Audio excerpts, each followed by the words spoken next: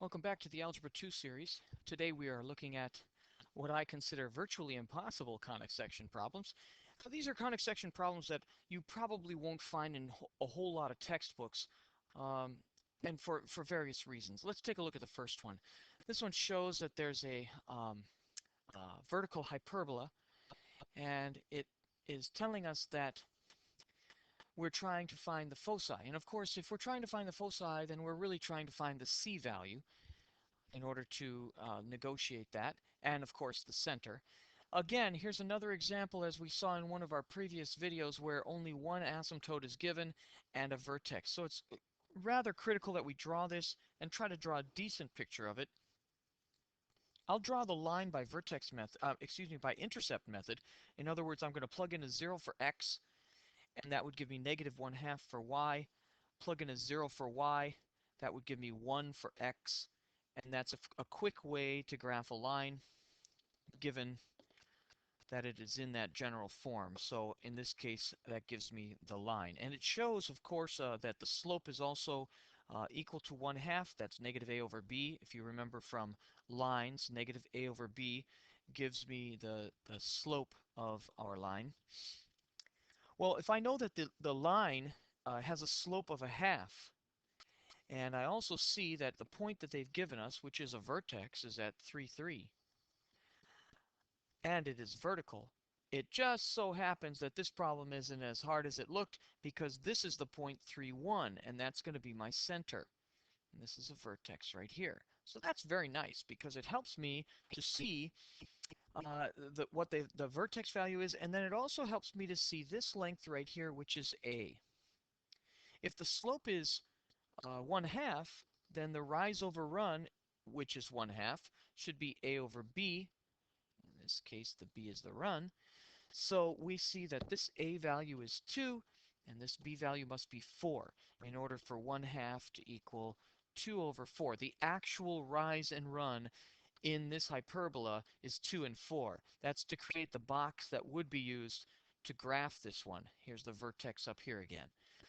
So given all that information, this problem revolves a lot around our special Pythagorean theorem, which is a squared plus b squared equals c squared. This is for the hyperbola only.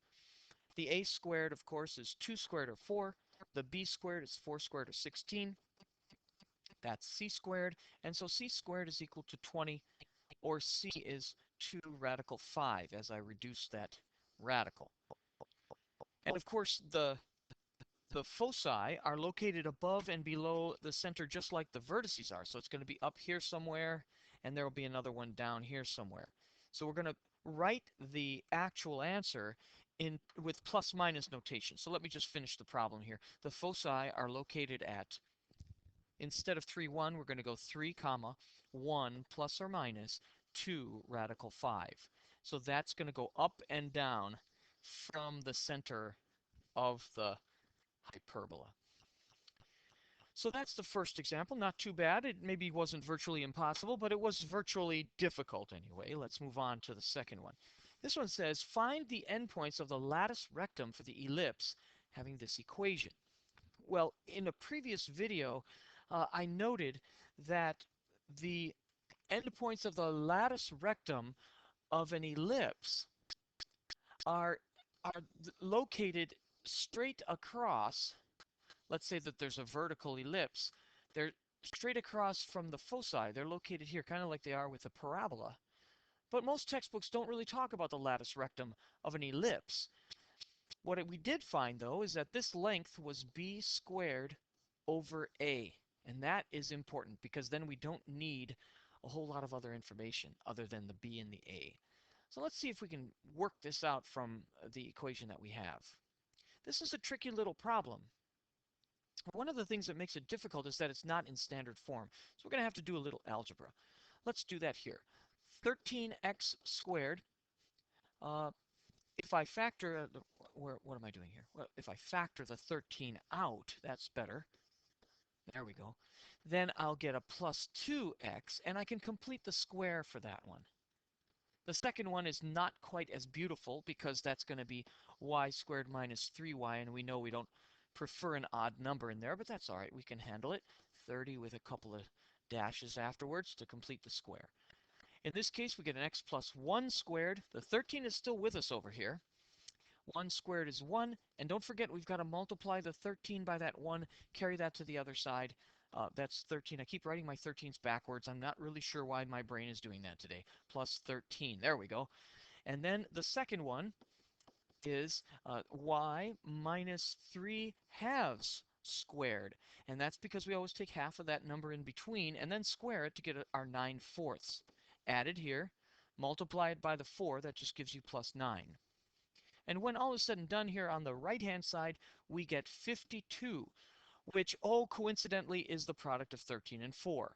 So when we divide that, we get the 4 jumps over to be a denominator now, and the 13 jumps over to be a denominator here, and that's because as we divide by 52 throughout, we will end up with those cancellations. So I kind of did that fast, but you can see that if you do the physical division all the way throughout, you'll see how that comes out to be what you see here.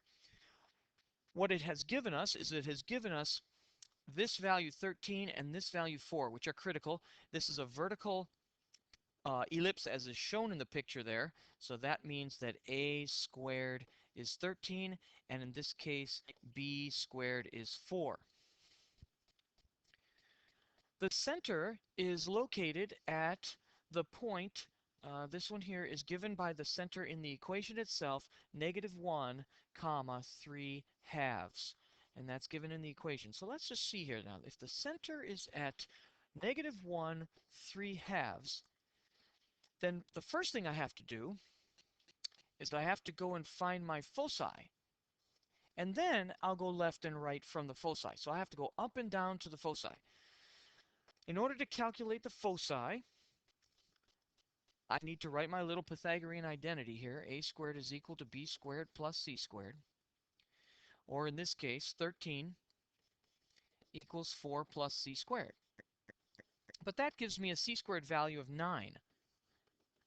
Or c is plus or minus 3. So 3 is my up, down in order to get to my foci. Therefore, the foci can be written as these two ordered pairs. -1, comma, 3 halves plus 3, which is 1.5 plus 3, or 4.5, which is 9 halves. That's the first one. And we have another foci, or another focus, if you want to speak singularly, -1, 3 halves minus 3, or -3 halves. That's -1.5. Now, those are the foci, but we still haven't calculated where the endpoints of the lattice rectum would be located. And so that's going to need to a b squared over a, which is 4. That's the b squared. The a is the square root of 13. And for those, I have to go left and right. So the endpoints of the lattice rectum will be the following points. -1 plus or minus 4 over root 13. You can rationalize if you want. That's up to you. Comma, -1 plus or minus 4 over root 13, comma, -3 halves. That is significantly more ugly than the first problem. I don't know if I would consider that virtually impossible, but it is definitely virtually challenging. Let's move on to number 3. Write the equation for the vertical hyperbola having foci 0, 5, and 0, -5, containing the point 9/4, comma 5. Well, I do see a clue right here in that there is a common 5 theme going on here. And the next thing is that it is a vertical hyperbola. Vertical hyperbola comes in the form y minus k squared over a squared minus x minus h squared over b squared equals 1. So just in case I need that, I'm going to set it off to the side. The next thing I'm going to do is I'm going to draw a picture. In this case, that might help me to find a few things. This is 0, 5, 0, -5. And the reason that I know the origin is the center is because the foci are going up and down 5 units. So these foci are, of course, on the outside of our hyperbola. And 9/4, let's see, 9/4 is 2 1/4 and 5. So out here somewhere is a point on the hyperbola, and of course that indicates then our vertex would be inside. Of course, our vertex is always inside of the focus for a hyperbola. So I'm just going to sketch what I'm assuming the hyperbola would look kind of like. Vertex, I don't know where that is, so I'll just leave a question mark next to it. But this is a significant point because remember, this is the endpoint of a latus rectum. And so once again, we're going to see that this length is b squared over a. Now you might say, oh, but you didn't really show that anywhere. Where do we find that? But you can prove that the length of the latus rectum, or the distance from the focus to the endpoint of the latus rectum, is b squared over a for not only the ellipse, but the hyperbola. And we'll do that outside of this video, but that's a real quick computation there. So knowing that, we also know then that b squared over a has to equal 9/4, which is this length out here, because the ordered pair up there was 9/4 5. So this is a very critical bit of information, that b squared over a is 9/4. All right, let's move on. We're trying to find the equation. So we're getting close. We've got the center is 0, 0. We have the relationship between a and b, but we have not been given a and b yet. You can't assume that b squared is 9 telling us that b is 3. It could be some other number. So in this case, what I'm going to do is I'm going to write my Pythagorean identity. A squared plus b squared equals c squared. And the c has been given as 5. So this is 5 squared right here. And if we go over to the other side here and multiply through by a, we get 9a over 4 equals b squared. And I'm going to substitute away the b squared in my other equation, giving me a squared plus 9/4 a equals 5 squared, or 25. And at this point, I see that I could multiply this equation by 4, giving me 4a squared plus 9a. Oh, that's ugly. Let me do that again. 9a equals, this is, be careful now, this is 25 times 4, or 100. Okay, 4a squared plus 9a minus 100 equals 0. Hopefully I can find this to be factorable. I'm not certain, but let's give it a try. Just for giggles here, I suppose I could try a 4 and an a. And then 100 breaks into, I suppose, 4 and 20. I'm sorry, 5 and 20, or 25 and 4. I think I'm going to go with the 25 and the 4. So we'll put the 4 over here and the 25 over here, because I see that 16 from 25 should give me the answer I'm looking for. I think I've got this going on here. So A could equal negative 25/4, or it could equal a nice easy value of 4. So in this case, I'm going to go with the 4 and show how that works out. I think we'd have to go back and work this one out to see if this is a valid answer. And if it is, we're going to have two different answers for our possible equation. In this case, though, in this example, I'm just going to use the 4, which is the easier of the two values. If the a value is 4, then we could plug that in right here. Put a 4 in there. That would cancel everything out, and then b squared would be 9. And that does give us what we were suspecting, and that is that the 9/4 was the b squared over a in literal fashion. So the answer to the first part, which is what is the answer to the equation, in this case, did they ask us for all of them? It does say for the vertical, so write the equation, which when they say that, they didn't say write an equation. If there's more than one answer, we are required to find this other one as well. Now I'm just going to leave it to you to do that, but in this case, then it would be y squared over the a squared, which is 16, minus x squared over the 9 equals 1. Okay, that's the first answer. And then you'd have to test this second one to see that that works or not. I'll leave that to the viewer. Let's go to the last example here. This is becoming a bit of a long video, but that's because we have 4 examples, and typically I only put on 2.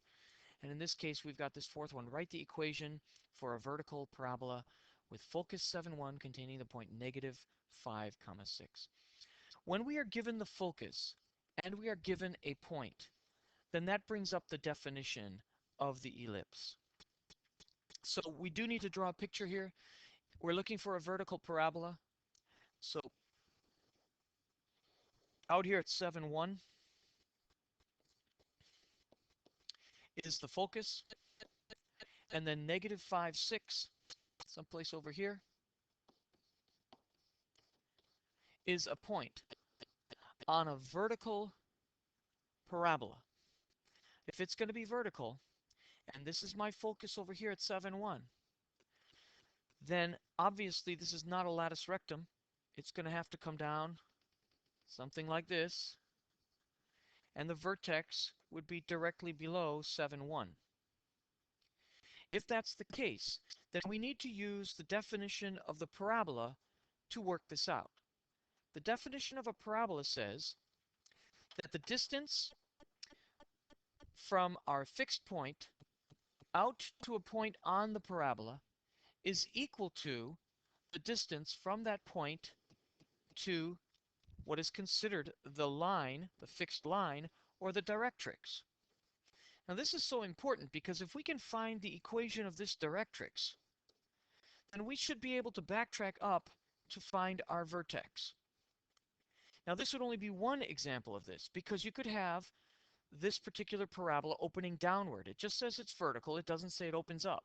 So there are actually two answers to this example.